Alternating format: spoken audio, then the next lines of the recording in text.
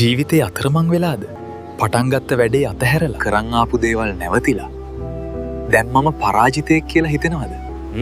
ඒත් මම අද කියන්න යන්නේ ඔබ ඉලක්කයක් අතහැරීම පරාජයක් නෙවෙයි. ඒක ඔබ ගත්ත බුද්ධිමත්ම තීරණයක් වෙන්න පුළුවන් කියලා. ඔබේ ජීවිතයේ සේනාධි නායකයා ඔබයි. පරණ සැලැස්ම වැඩ කරන්නේ නැත්නම් අපි අලුත් සැලැස්මක් හදමු. මෙන්න වැටුණු තැනින්ම නැගිටින්න ප්‍රබල පියවර 5ක්. මේ වීඩියෝ එක ඉවර වෙනකම් බලන්න. පියවර 1 වර්තමානය පිළිගන්න. අතීතයට සමාව දෙන්න. මම අසමත් වුණා කියලා ඔබටම දොස් පවරා ගන්න එක දැම්ම නවත්වන්න. ඔබ උත්සාහ කළා. ඔබ පාඩමක් ඉගෙන ගත්තා. අතීතය කියන්නේ බරක් නෙවෙයි, පාසලක්. ඔබ දැන් මේ පාසලේ උපාධිධාරියෙක්. දෙවෙනි පියවර දත්ත විශ්ලේෂණය. චෝදනා කරන්න නෙවෙයි, ඉගෙන ගන්න. ඔබෙන්ම අහන්න. ඇයි මට වැරදුනේ?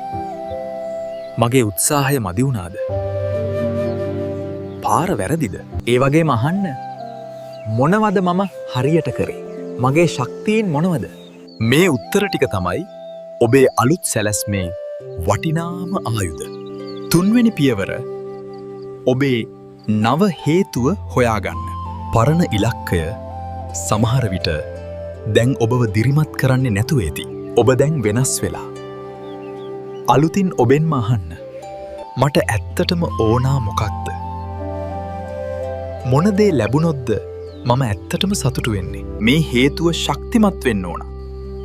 මොකද ආයෙත් අමාරු වෙනකොට ඔබව තල්ලු කරන්නේ මේ අලුත් හේතුවට. හතරවෙනි පියවර බුද්ධිමත් ඉලක්කයක් හදමු. මම දියුණු වෙනවා වගේ නිකන් හීනයක් නෙවෙයි. පැහැදිලි, මනින්න පුළුවන්, ළඟා වෙන්න පුළුවන්, ඔබට අදාළ සහ කාල රාමුවක් තියෙන ඉලක්කයක්.